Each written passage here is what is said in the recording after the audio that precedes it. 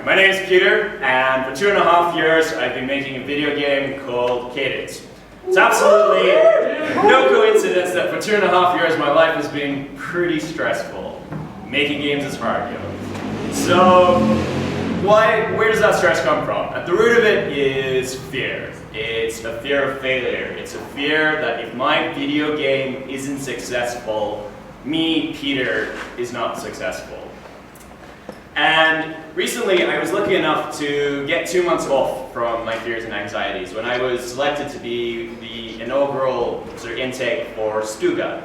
And Stugan is a non-profit indie accelerator in Sweden, and the pitch is quite straightforward. Basically, they invited a bunch of people to go to the countryside in Sweden, work on their game for 2 months while they took care of everything else. So it was like free food, free accommodation.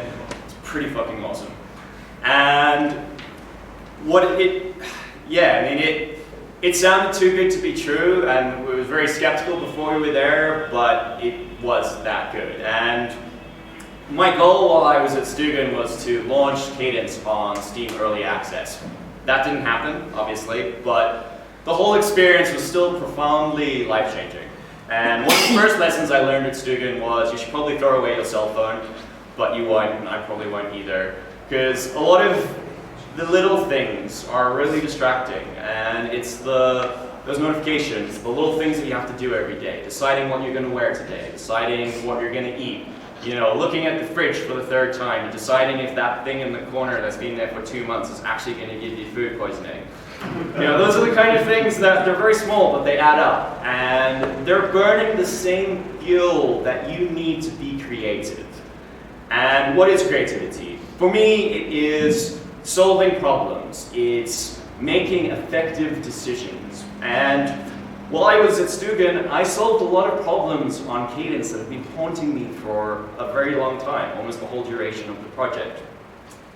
And it was powerful. It was a very productive time. But what happened was, all these revelations were flying thick and fast, and I created this massive list of things that I needed to actually do to get Cadence to early access.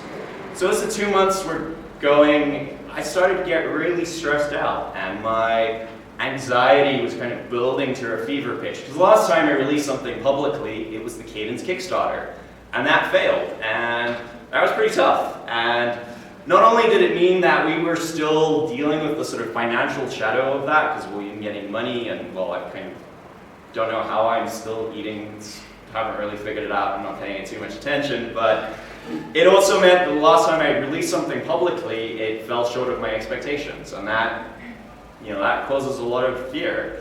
And releasing something publicly again, that's more fear. And eventually, it became very clear that I was breaking myself, and that it wasn't possible to do everything in the amount of time that I wanted to do it. And I think the reason that I didn't sort of break myself entirely is the difference this time was I had 22 beautiful other indie developers with me, sailing the same seas, dealing with the same problems, and they were always there. I was never alone. And the thing that was really powerful wasn't the big stuff, it was the small stuff. It was having a chat, sharing a laugh, playing board games together, trying new food for the first time together, going for a swim together, getting naked in the sauna together. Nakedness was optional, you didn't have to do that. And those things are the texture of life. They're what makes us, that's how we bond. That's what makes us feel connected. What makes us feel like we belong somewhere. And that stuff that, didn't really depend on my game. And that was a very important lesson for me. And it taught me acceptance. It taught me to let go of my fear of being a bad game designer. It taught me to let go of my notion that Cadence defines who I am, because it doesn't. I was Peter before Cadence, I will be Peter after Cadence.